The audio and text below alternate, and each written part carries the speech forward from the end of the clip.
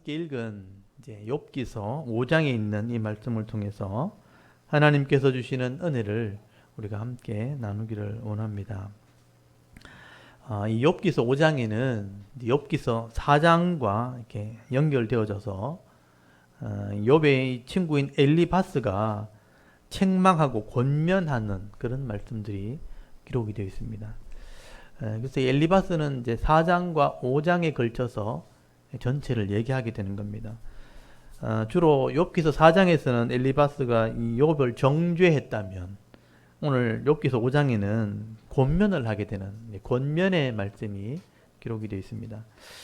욥은 지금 까닭 없이 지금 의인의 고난을 당하고 있는데 이 엘리바스는 자신의 인생의 경험에 비춰볼 때 이 욥이 당하는 이 고난을 보니까 이거는 보통 고난이 아닌 거예요. 죄인이 당하는 그런 고난 같다 하고 단정을 하고 이 보편적인 원리를 가지고 욥을 책망을 하게 됩니다. 그러므로 이 욥기서의 5장에서 이렇게 하는 말씀도 어떻게 보면 인간의 지식의 한계를 드러내는 말씀이라고 보시면 됩니다. 욥을 위해서 하는 말 같지만 사실은 욥의 마음을 아프게 하는 그런 말들입니다. 오늘도 이 욥기서 5장에 이렇게 기록된 말씀을 통해서 엘리바스가 지금 무슨 말을 하는지를 한번 좀 잘 살펴보시길 바랍니다. 이 엘리바스의 말을 보시면서 엘리바스가 고난당하는 이 욥을 대하는 모습을 보면서 반면교사를 삼으셔야 돼요. 이게 좋은 게 아니구나 하는 것을 좀 보실 수 있길 바랍니다. 먼저 욥기서 5장 1절 말씀을 보시면 네가 어리석게도 악을 행했기 때문에 누가 너의 호소를 들어주겠는가, 네 편을 들어주겠는가 하면서 책망을 하게 됩니다. 이미 엘리바스는요, 욥이 이런 환난을 당하는 것은 욥이 악을 행하고 네가 교만했기 때문이라고 판단을 하고 있는 겁니다. 여러분 거기 1절 2절 5장 1절 2절을 한번 보시면요, 너는 부르짖어 보라 이렇게 얘기하죠. 부르짖어 보라, 호소 한번 해봐라. 네게 응답할 자가 있겠느냐? 거룩한 자 중에 네가 누구에게로 향하겠느냐? 분노가 미련한 자를 죽이고 시기가 어리석은 자를 멸하느니라. 그렇게 말씀을 시작하죠. 여기 거룩한 자라는 것은 복수로 되어 있거든요. 거룩한 자들에게 네가 한번 향해 보라. 이 거룩한 자들은 기도를 들어줄 수 있는 어떤 대상을 얘기하기 때문에 천사들이라고 봅니다. 그러니까 천사들에게 한번 부르짖어 봐라. 네 편을 들어주겠는가? 네 삶을 한번 돌아봐라. 이렇게 말하는 겁니다. 욥이 지금 당하는 고난을 이렇게 엘리바스가 볼 때 악을 행하면서 또 죄를 지어서 당하는 고난이기 때문에 네 편을 들어줄 사람은 없을 거다. 아무리 부르짖어 봐라. 소용없을 거다. 그렇게 책망을 하는 겁니다. 그리고 이 욥이 환난 중에 감히 하나님을 원망하거나 욕은 하진 않았지만 3장에서 자기 생일을 저주했잖아요. 자기 자신을 저주하면서 죽음을 막 사모하면서 죽게 해달라고 죽기를 요구했다는 것을 이 엘리바스가 본 거죠. 그래서 욥에게 지금 그렇게 말하는 겁니다. 네가 그때 분노를 내고 시기를 냈다 이렇게 보는 거죠. 분노하는 사람, 시기하는 사람 망한다는 거예요. 네 자신에게라도 분노하고 시기하다가는 미련한 자가 되고 어리석은 자가 되어 망하게 될 거다. 그래서 여러분 3절에서 5절까지 보시면요, 네가 자식을 잃어버리고 재산을 다 날려버린 것도 네가 어리석어서 그런 거다. 또 네가 미련해서 그렇다. 그렇게 말하는 겁니다. 여러분 3절 한번 보십시오. 내가 미련한 자가 뿌리 내리는 것을 보고 그 집을 당장에 저주하였노라. 그의 자식들은 구원에서 멀고 성문에서 엉둘리나 구하는 자가 없으며 그가 추수한 것은 줄인 자가 먹되 덫에 걸린 것도 빼앗으며 올무가 그의 재산을 향하여 입을 벌리느니라. 이런 말들을 잘 보시면요, 이렇게 조금 비유해서 하는 말이에요. 그래서 이 의미를 잘 보셔야 됩니다. 이 엘리바스는 인생을 살아보니까 내가 경험해서 많이 보았다는 거예요. 그 뭘 봤냐면 미련한 자, 핵심이 미련한 자입니다. 미련한 자가 뭐냐면 교훈을 해도 듣지 않는 사람들, 고집 부리는 사람들, 이런 사람들을 미련한 사람이라고 그러게요. 이 미련한 사람들이 세상에서 망하는 것을 많이 봤다는 겁니다. 그래서 그 자식들은 구원에서 멀다는 건 뭐냐면 이 구원이란 단어가 사실은 안전하다, 평안하다 이런 뜻이거든요. 네 자식들은 안전한 데서 멀다 이 말은 다 죽었다는 뜻입니다. 네 자식도 그래서 다 죽었고 성문에서 억눌렸다. 이 성문이라는 것은 재판하는 곳이에요. 네가 재판할 때 힘 있는 자들에게 억울함을 당해도 너를 도울 사람이 없을 거다. 네가 미련하기 때문에 널 도와줄 사람이 없을 거다. 또 추수한 것도 가난한 자가 빼앗아 간다. 네 양식을 네가 못 먹게 되는 거다.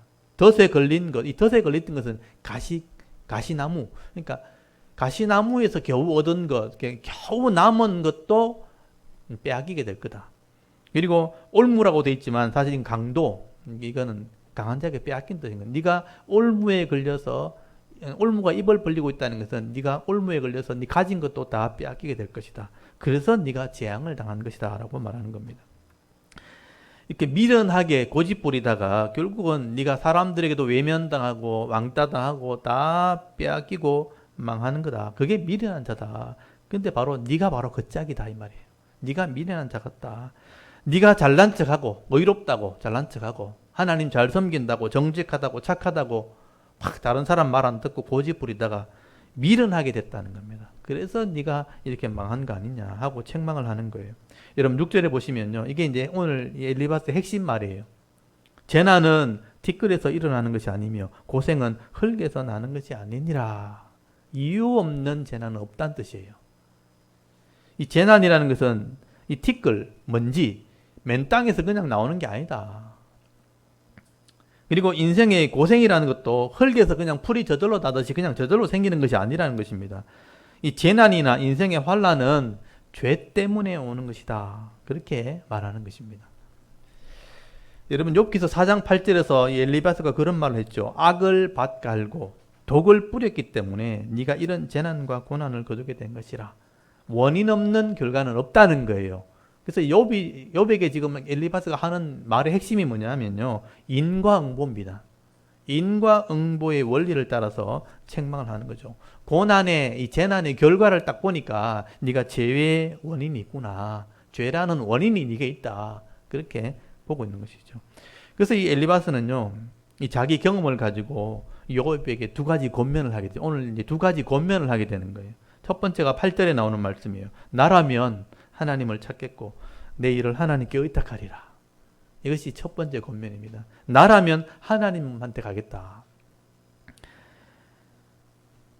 이 엘리바스는요. 죽기를 구하는 이 욥의 모습을 본 거예요. 탄식을 하면서 한탄하는 것을 이렇게 봤기 때문에 자기 생일을 막 저주하고 한탄하지 말고 하나님을 찾아라.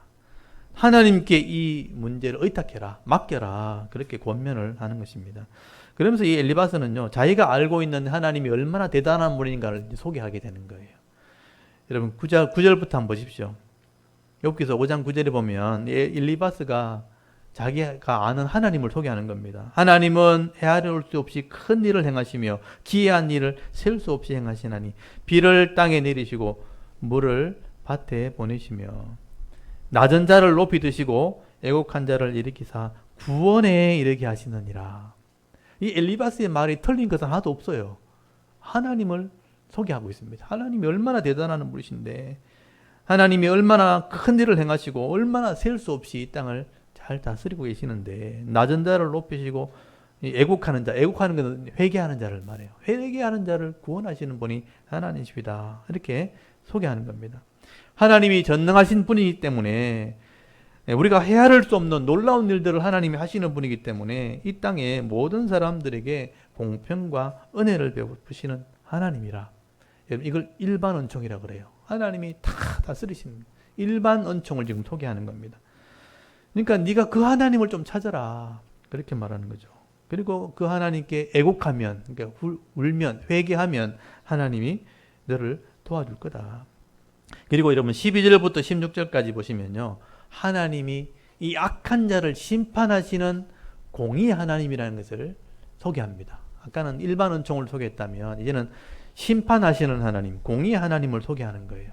여러분 12절 한번 보십시오. 하나님은 교활한 자의 계교를 끄끄사 그들의 손이 성공하지 못하게 하시며 지혜로운 자가 자기의 계략에 빠지게 하시며 간교한 자의 계략을 무너뜨리심으로 그들은 낮에도 어둠을 만나고 대낮에도 더듬기를 밤과 같이 하시느니라. 하나님이 이렇게 심판한다는 거죠. 교활한 자의 개교, 악을 행하는 자들이죠. 하나님 꺾어버리는 거다. 또 여기 지혜로운다는 것은 이제 약삭 빠르다는 뜻이에요. 약삭 빠르게 계략을 꾸미는 자들, 자기를 위한 계략이죠. 꾀를 내는 사람들은 자기 꾀에 빠지게 하고, 또 간교한 자의 계략을 무너뜨리시는 분이 바로 하나님이라. 그리고 15절 말씀해 보시면요, 하나님은 가난한 자를 도우신다는 거예요. 또 가난한 자에게 희망이 있다. 여러분, 이 말은요, 욥이 지금 하나님 앞에 너무 지혜로운 척 했다는 겁니다. 네가 하나님 앞에 교만하게 지혜로운 척을 하고 똑똑한 척 하니까 하나님 그거 꺾어버린 거 아니냐, 그렇게 말하는 거죠. 그래서 지금 모든 것을 다 잃어버리고 병들게 되었기 때문에 네가 가난한 자에게 은혜 베푸시니까 가난한 자처럼 해라. 이 말은 겸손히 엎드리는 뜻이에요. 가난한 자처럼 하나님께 울어라, 회개해라. 회개하면 하나님이 도와줄 거다 하고 지금 권면을 하는 것입니다. 그러나 여러분, 이 엘리바스가 사실 욥의 마음을 다 살피지 못하고 지금 이렇게 하는 말이죠. 여러분, 이 욥은 하나님을 모르는 게 아니잖아요. 하나님을 모르는 게 아니고 하나님 앞에 죄를 짓거나 악을 행함으로 지금 고난당하는 게 아니라는 겁니다. 우리가 1장에서부터 쭉 읽어왔잖아요. 하나님께서 욥이 흠잡을 데 없는 하나님을 경외하는 사람이었다는 거죠.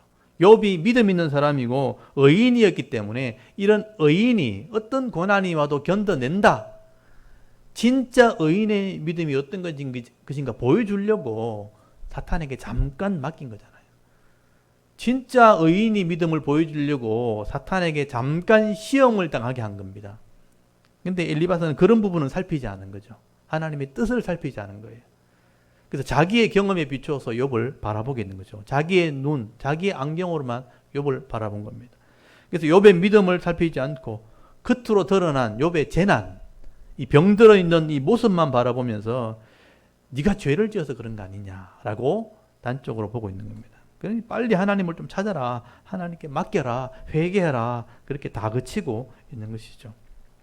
여러분, 지금 욥에게 정말 필요한 것은 사실은 욥의 마음을 이해할 수 있는 따뜻한 위로의 말이죠. 잘 견딜 수 있도록, 이겨낼 수 있도록, 또 이 현재의 고난을 이겨낼 수 있는 힘이 되어지는 격려의 말이 사실은 필요한 것입니다. 그런데 엘리바스는요, 믿음으로 살아왔던 욥이 모든 것을 다 잃어버리고 지금 발바닥부터 머리끝까지 병들어 있잖아요. 지금 사진을 한번 보시면 알겠지만 초라한 모습이잖아요. 부자가 아니고 강건한 모습이 아니잖아요. 그러니까 다 잃어버리고 머리끝부터 발까지 병들어 있는 이런 악창이 나서 고통을 당하고 기아장을 가지고 이렇게 긁을 정도로 비참한 모습을 가지고 있으니까 이런 모습만 보고 네가 죄 때문에 온 고통이라, 빨리 회개해라, 하나님을 찾고 하나님께 맡겨라, 이렇게 책망을 하기도 하고 권면을 하게 되는 것입니다. 이런 모습을 이제 잘 보셔야 되는 거죠. 이 엘리바스는 조금 오해를 한 것이죠. 그리고 조급하게 다 살피지 않은 겁니다. 성급하게 지금 말을 하고 있는 겁니다. 그리고 17절에 보시면요, 두 번째 권면이 나옵니다. 여러분 17절 보시면 징계를 달게 받으라. 볼지어다 하나님께 징계를 받은 자에게는 복이 있나니 그런즉 너는 전능자의 징계를 없이 여기지 말지니라. 이 두 번째 권면입니다. 네가 지금 당하는 것은 하나님의 징계다.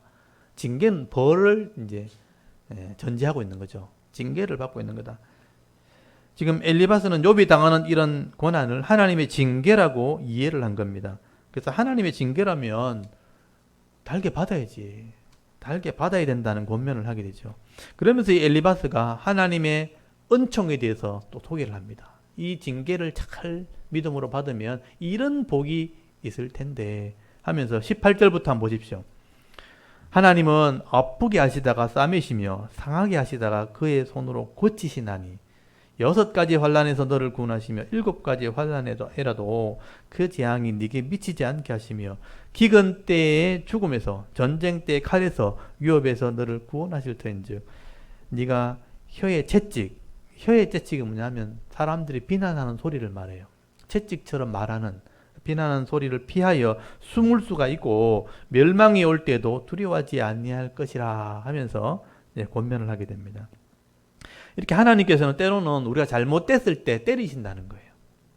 때리시는데 징계를 통해서 싸매주시고 고쳐주시고 회복시키시는 분이 하나님이라. 이거 하나님을 지금 소개를 하고 있는 겁니다. 그리고 이게 하나님의 은혜를 이 하나님의 징계를 우리가 믿음으로 잘 받게 되어지면 복이 임하게 된다는 거예요. 어떤 복이 임하는가? 여러분 22절부터 26절까지가 이제 징계를 달게 받으면 주시는 복, 회복에 대한 복에 대해서 소개를 하고 있는 것입니다.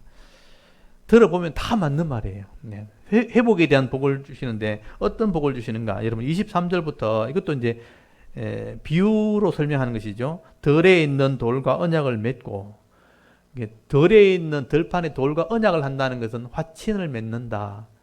이런 그러니까 좋은 관계를 맺는다 이런 뜻이죠. 덜 짐승과 화목하게 된다. 돌이나 이런 짐승은 회롭게 하는 건데 계약을 맺어서 화목하게 된다는 건 뭐냐면 안전하게 된다는 이런 의미예요.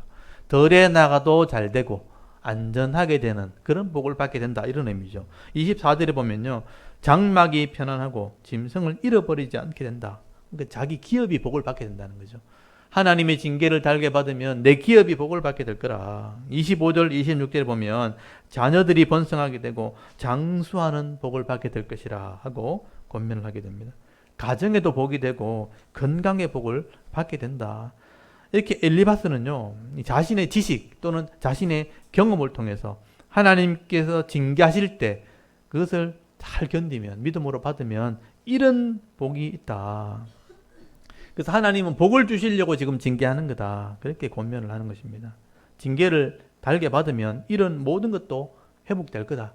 하나님이 기업에 복을 주실 거다. 이렇게 권면하는 거죠. 그래서 27절 한번 보십시오. 볼지어다 우리가 연구한 바가 이와 같으니 너는 들어보라. 그러면 네가 알리라. 우리가 연구한 거다 이거.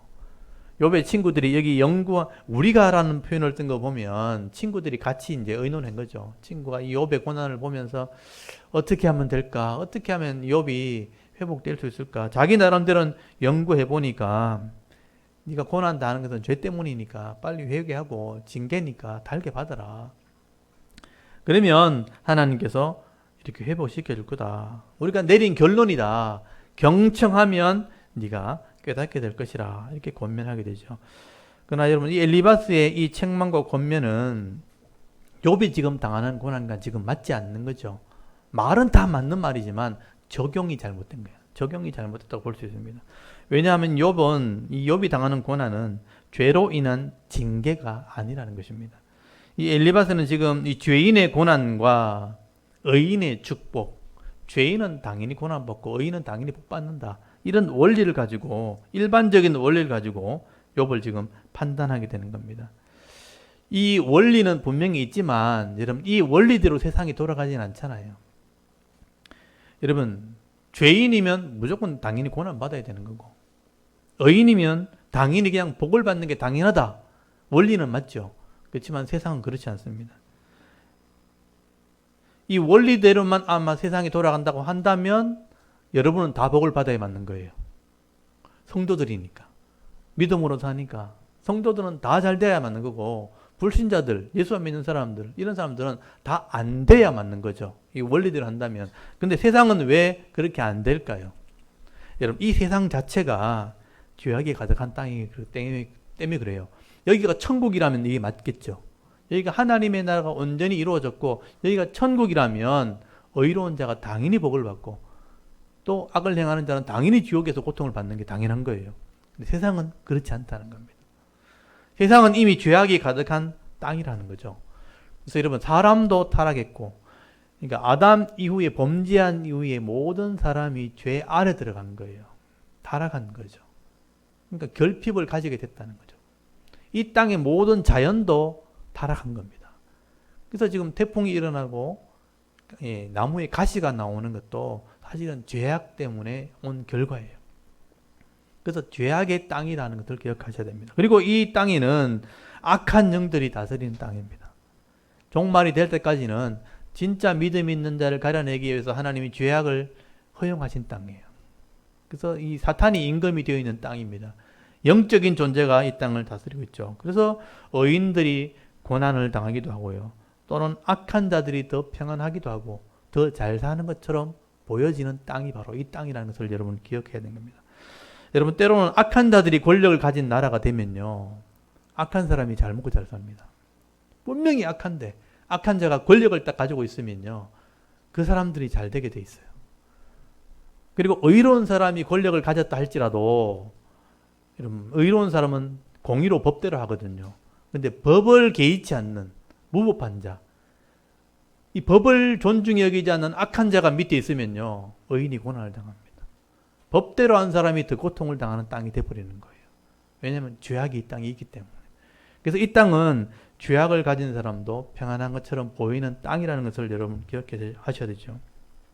그래서 성경에 보면 욥 이전의 사람들도 분명히 의인인데 고난당한 사람들이 있습니다. 성경에도 많이 기록되어 있죠. 여러분 욥 이전에 많은 믿음의 사람들이 있었죠. 아벨부터 시작해서 여러분 아벨, 가인의 동생이 아벨이죠. 의로운 제사를 드렸잖아요. 하나님이 받으시는 의로운 제사를 드렸음에도 불구하고 가인에게 죽임을 당합니다. 가인한테 맞아 죽었잖아요. 하나님께 칭찬을 듣고 의인이라고 예배를 받으셨는데 가인이 미워함으로 악을 행함으로 결국은 죽임을 당하게 됩니다. 의로운 순교자가 된 사람이 아벨입니다.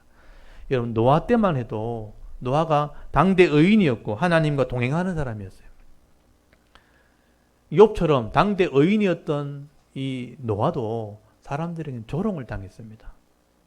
방주를 만든다고 하나님 말씀을 순종하는데 조롱을 당하기도 하고 멸시를 당하기도 한 것이죠.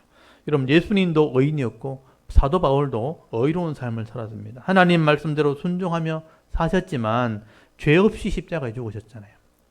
바울도 하나님의 일꾼이지만 엄청난 고난을 경험하게 됩니다. 그러므로 우리가 짧은 이 인간의 지식으로 사람을 판단하기보다는요, 지금 되어지는 일들 속에서 이 재난이나 고난이 있다면 이 속에 있는 하나님의 뜻이 무엇인가 분별하는 것이 우리의 지혜가 되어야 되는 겁니다. 내가 다른 사람들 일의 고통을 보면서요, 나 현재의 삶 속에서 내가 다른 사람이 어려움 당하는 것을 보면서 내 인간적인 지식으로 판단하는 것이 아니라 내게 일어난 이런 고난, 이런 시험이 있을 때 이 고난이 내게 어떤 의미가 있는가? 이 고난을 통해서 하나님께서 주시는 은혜가 무엇인가? 이 어려움들을 통해서 내가 죽지만 않았다면, 죽으면 끝나겠지만, 죽으면 천국 가겠지만, 죽지만 않았다면 이 고난 때문에 오는 하나님의 뜻이 있거든요. 그 계획이 있단 말이에요. 그것을 분별할 수 있어야 되는 것입니다. 만약 내 인생 중에 일어난 여러 가지 고난, 여러 가지 환난 때문에 하나님의 은혜를 우리가 발견할 수만 있다면 여러분 그건 더 이상 고난이 아닌 거예요. 내가 일어나는 남들은 모르는데 나만 있는 그런 고난이 있어요. 내만 있는 그런 환난이 있는 거죠. 고통이 있는 거죠. 근데 그 의미를 딱 알게 되면 더 이상 고통이 아닌 겁니다. 이게 은혜가 되고 복이 될 수 있다는 것이죠. 그래서 여러분 성경에 보면 사도 바울이 이런 고난의 의미를 깨닫는 순간이 있습니다. 사도 바울이 의로운 사람이었지만 고통의 의미를 다시 한번 깨닫게 되는데요. 이 바울은 하나님을 분명히 믿고 있었고요. 예수를 나중에 믿게 됐고 복음을 위해서 헌신한 사람이 됩니다. 모든 것을 다 포기하고 하나님을 위해서 일하겠다고 헌신한 사람이 되는 거죠. 그런데 이 바울이요, 엄청난 질병의 고통을 당하게 됩니다. 남들은 경험하지 않는 이런 엄청난 고통을 경험하게 되죠. 사람들이 볼 때도 시험에 들 만큼, 야, 저 사람이 하나님 믿는 사람인데 어떻게 복음을 전한다는 사람이 저렇게 고통을 당하나, 이런 시험에 들 정도로 고통을 당했다고 되어 있어요. 바울이 이걸 자기의 몸에 가시라고 표현했습니다. 이 가시를 좀 없애달라고, 하나님 이거 좀 낫게 해달라고. 하나님이 일꾼이 이게 뭡니까? 하고 낫게 해달라고 3번이나 간절히 기도했다고 되어 있는데 하나님께서는 바울에게 깨닫게 하셨죠. 하나님의 은혜가 네게 족하다. 그게 네한테 맞는 거다. 하나님께서 그런 의미를 가지고 이 바울을 깨닫게 하시는 걸 보게 됩니다. 내 능력이 네게 임하려면 네 약함이 있어야지만 내 능력이 온전해지는 거다 하고 깨달음을 줬다는 것입니다. 바울이 이 고난의 문제 때문에, 질병의 문제 때문에 기도하다가 하나님의 뜻을 깨닫게 된 것이죠. 내가 약하고 아프고 고통스러워하는 일들이 계속 내한테 있는 것은 내가 약할수록 하나님을 자꾸 의지하게 되니까. 더 이상 내가 할 수 없는 현실 때문에 하나님을 믿게 되고 신뢰하게 되니까. 그래서 이 고통 때문에 하나님을 더 내가 잘 믿게 되는구나. 내가 온전한 믿음으로 서게 된다는 것을 깨닫게 된 것입니다. 이 약함이 없었다면 더 교만해지고 나태해진다는 거예요. 이런 고통이 없으면 하나님 안 찾는 거예요. 그냥 혼자 잘 사는데 뭐. 그래서 이런 고통 때문에 교만도 없어지고 나태함도 없어진다는 것을 깨닫게 된 거죠. 여러분 바울이 깨닫게 됐던 내용이 기록된 곳이 있는데 여러분 이건 꼭 기억하셨다가 나중에 여러분 어려움 당했을 때 꼭 한번 읽어보십시오. 고린도후서 12장을 한번 찾아보십시오. 고린도후서 12장.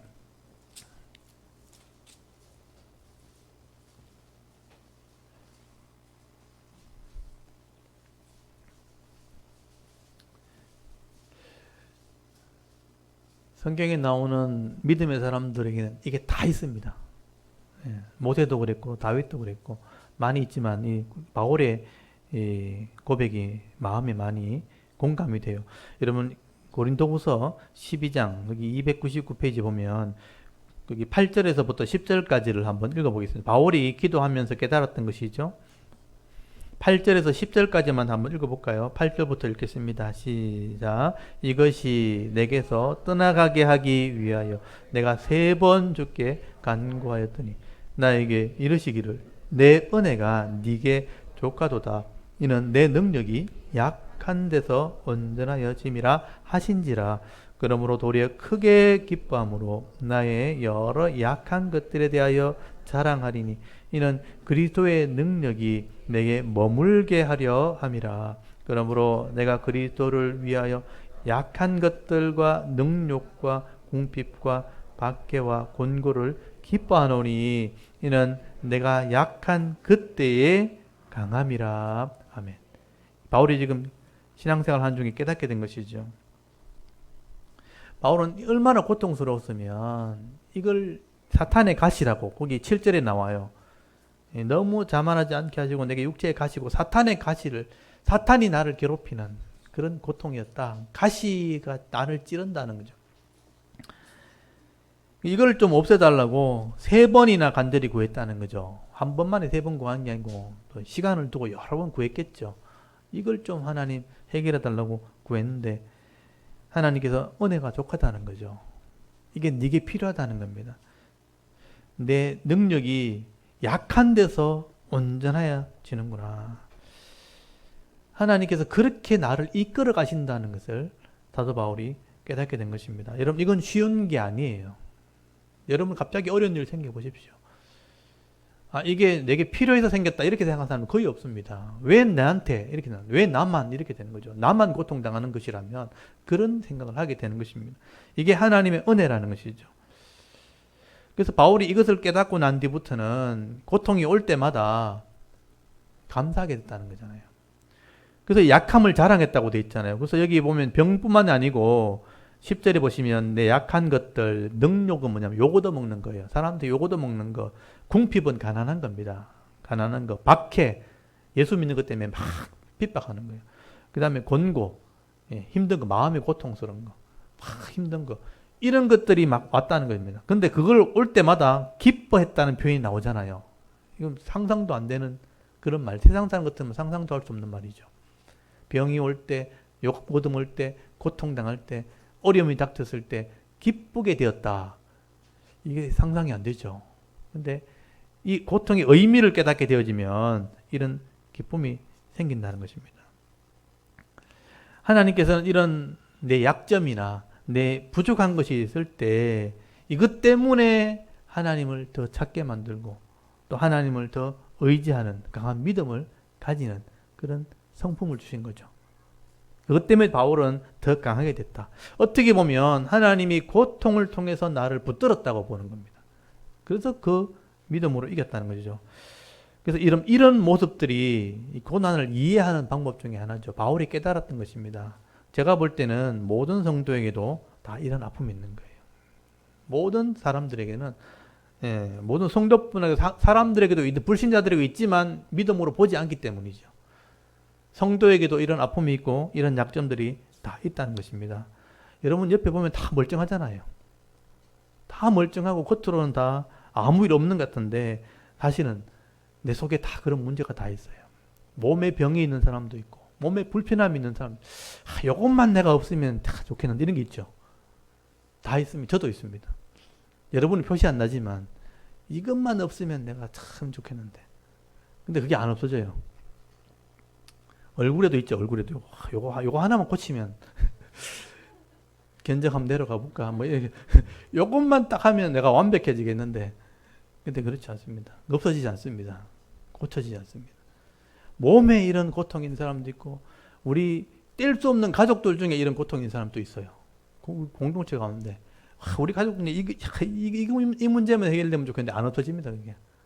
그 문제가 있고 또 마음의 성품 보이지 않는데 내 성격이 성품이 이런 아픔이 있는 사람도 있죠. 꼭 요 문제가 생기면 꼭 그 문제가 또 발단이 되어서 또 고통이 되고 힘이 어려워지는 이런 문제들이 다 있습니다.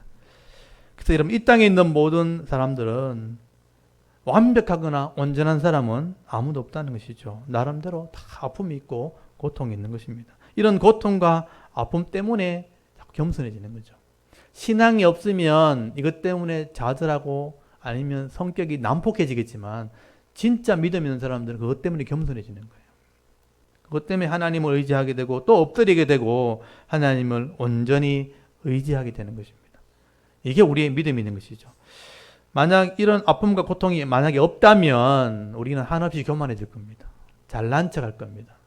또 내 욕심대로 막 살 겁니다. 막 내 맘대로 하면 되니까. 사람들이 그렇게 알아주니까. 막 나가게 되고 안 그러면은 더 이상 신앙을 위해서 노력하지 않을 겁니다. 나태해질 겁니다. 스스로 무너지기는 그런 어려움을 당하게 될 겁니다. 여러분 나태가 무서운 게 뭐냐면요. 처음에는 힘들어서 안 한다 이렇게 좀 이따 해야지 하지만요. 나중에 나태가 더 커지면요. 내가 감당이 안 돼요. 더 이상 스스로도 자기를 못 바꾸는 상황이 오게 될 겁니다. 그래서 자기를 포기하게 되는 거예요. 그래서 나태할 때 정신 차려야 되는 거죠. 조금 나태함이 올 때 이 규칙적인 모습으로 돌아와야 됩니다. 돌아오지 않으면 그 나태함이 점점 자기를 무너뜨리게 되면요. 나중에 내 몸도 내 마음대로 못하게 돼요. 그런 상황이 옵니다. 그래서 정신을 차려야 되는 거죠. 이런 나태함 때문에 신앙을 가진다는 것은 우리의 믿음이 되는 것입니다. 그래서 우리는 항상 그런 약점이 있다는 걸 기억하셔야 돼요. 이런 고통이 없어진 순간 나는 교만해지고 도리어 내 욕심대로 살아가는 그런 사람이 되어버리는 겁니다. 그렇기 때문에 각자에게 주시는 이런 고통, 이런 고난의 의미든 깨닫는 것, 이게 우리의 믿음이고 이게 어떻게 보면 지혜라고 볼 수 있는 거죠. 삶의 지혜, 믿음의 지혜가 되는 겁니다. 그래서 여러분 시편 119편 67절에 보면요. 고난 당하기 전에는 내가 그릇 행하였더니 잘못 살았더니 이제는 주의 말씀을 지키나이다. 고난 당하기 전에는 몰라요. 근데 고난 당해보니까 내가 잘못했구나. 그릇 행했더니 이제는 주의 말씀을 지키나이다. 고난이 약이 된다라고 말하죠. 시편 119편 71절 말씀해 보시면요. 고난 당하는 것이 내게 유익이라. 이게 우리의 믿음이죠. 고난 당하는 것이 약점이 있는 것이 내게 유익이라. 이로 말미암아 내가 주의 율례를 배우게 되었나이다. 그러니까 하나님의 뜻을 알게 됐다는 거예요. 받아들이고 믿음으로 견디면 이게 내 능력이 되는데 이게 약점이 내 상처가 되어버리면요. 다른 사람 앞에 서지 못하는 거죠. 늘 숨고 피하고 좌절하고 이렇게 되는 겁니다. 이게 우리의 믿음이 되는 겁니다. 그러므로 우리가 이 고난의 의미를 깨닫게 될 때 바울처럼 기뻐할 수도 있고 고난 중에 즐거워할 수도 있는 거죠. 저는 이제 이런 부분이 좀 해결됐죠. 하나님 말씀을 읽는 중에 인생의 이렇게 전체를 이렇게 보면서 하나님 왜 이렇게 하시는가 하는 것들 이해하게 됐고 이런 믿음을 가지고 나니까 웬만한 고난, 고통은 이해를 하게 된 거죠. 우리 집사람이 아팠을 때도 너무 빠르다 이런 생각했죠. 그래서 그 때문에 많은 힘이 들었지만 이제 지금은 수용이 된 거죠. 수용이 됐고 이런 고난이 오면 하나님을 더 의지하게 되는구나. 세상을 더 넓게 보는구나. 만약에 그걸 보지 못한다면 세상적인 방법으로 갔겠죠. 그렇지만 믿음은 하나님께로 돌아오게 하는 겁니다. 고통 때문에 고난 때문에 더 온전한 믿음을 가지게 되는 거죠. 바울의 말처럼 약함이 나를 더 강하게 만들어 나가는 것입니다. 여러분, 이런 믿음을 가진 사람이 성도라는 것이죠. 여러분, 이런 믿음을 가지게 될 때 결국은 좋은 일이 생겨도 감사하게 되고 나쁜 일이 생겨도 하나님 뜻을 발견하게 되니까 아무 관계 없는 거죠. 좋은 일이 생겨도 너무 자만하지 않아요. 왜냐하면 하나님 주신 은혜니까. 또 나쁜 일이 생겨도 하나님 이것을 통해서 더 강하게 하실 거니까 감사하게 되죠. 그래서 좋은 일이든 나쁜 일이든 결국 합력해서 선이 되게 하시는 분은 하나님이시라. 다 유익이 되게 하시는 분이 하나님이라. 이런 믿음을 가지게 되는 것이죠. 여러분, 그래서 이 믿음의 그릇이 자꾸 커지면 고난의 크기보다 더 큰 믿음을 가지게 되면 그것을 담을 수 있게 되는 거죠. 그래서 여러분, 그것을 위해서 기도하셔야 됩니다. 내가 당하는 고난, 나이가 어릴수록 한번 처음 경험하는 고난이 다가올 때 어떻게 할지 모르잖아요. 근데 여러분, 어른들은 경험해 봤잖아요. 그래서 믿음의 그릇을 보여주셔야 되는 거예요. 고난이 그냥 생기는 게 아니고 그냥 이길 수 있도록 주는 거다 하고 그릇을 보여주죠. 믿음의 그릇이 클수록 고난이 담겨지게 되어지는 것입니다. 그래서 고난 뒤에 있는 은혜와 복을 미리 보게 되면 이 고난도 이기게 되는 것이죠. 욥의 고난은 바로 그런 고난인 것입니다. 믿음의 그릇이 더 큰 거예요. 그래서 고난이 와도 기뻐할 수 있고 감사할 수 있게 되어지는 것입니다. 그러므로 우리가 여기서 중요한 것은 엘리바스의 모습이죠. 다른 사람의 고난을 보면서 쉽게 판단하지 말라는 겁니다. 내가 다른 사람의 어떤 약점을 봤을 때, 고통을 봤을 때, 또 재난을 봤을 때 내 짧은 지식으로 쉽게 판단하고 정죄하기보다는 하나님의 뜻이 무엇인지를 발견하는 게 중요한 거죠. 이 고난 속에 하나님의 복이 있을 거다 하는 것을 이해하는 것, 그것이 지혜가 되어지는 것입니다. 우리 대구 샤론교회 성도들은 이제 성도들을 만날 때 또는 가족들을 만날 때 여러 가지 어려움 당한 일을 만날 때 하나님의 시각으로 바라볼 수 있기를 바랍니다. 그래서 격려해주고 위로해주고 기도해줄 수 있는 은혜가 있는 거죠. 이게 지혜라는 것입니다. 그래서 우리가 이런 지혜와 믿음이 없으면 가까운 친족들이나 가족들이 어려움 당하는 거 보면 내한테 잘 못하는 사람한테 내 고를 줄 알았다면서 그렇게 하면 안 되는 거죠. 그게 아니고 끝이 아니잖아요. 그래서 이런 어려움을 주신 것은 하나님의 뜻이 있는 겁니다. 저도 그랬습니다. 이렇게 하면 돼요. 그러니까 이해해 줄 사람이 필요한 거잖아요. 어려움 당했을 때 나도 그랬다 이렇게 얘기하면 이해가 되는 거예요. 그래서 고난보다 더 큰 믿음을 가질 수 있도록 여러분 기도할 수 있길 바랍니다. 엘리바스처럼 쉽게 정죄해서 상처를 주기보다 오늘 엘리바스의 모습이 우리의 반면교사가 되어야 되는 겁니다. 이렇게 하는 것보다는 하나님의 뜻을 발견한 것이 지혜가 되겠구나. 오늘 이 욥기서 5장을 통해서 이 지혜를 깨달을 수 있기를 바랍니다. 다른 사람들의 삶을 보면서 조급하게 또 정죄하고 판단함으로 서로가 상처를 주기보다는 하나님의 뜻이 무엇인가 분별하면서 데살로니가전서 5장 16절 말씀처럼 항상 기뻐할 수 있고 그것을 위해서 쉬지 말고 기도할 수 있고 또 범사에 감사하면서 또 다른 사람들에게 위로하면서 지혜를 나누며 살아갈 수 있는 믿음 있는 하나님 백성들 다 되실 수 있기를 주의 이름으로 축원합니다. 아멘. 잠깐 기도드리겠습니다. 하나님 은혜를 참 감사합니다. 오늘도 하나님 앞에 나와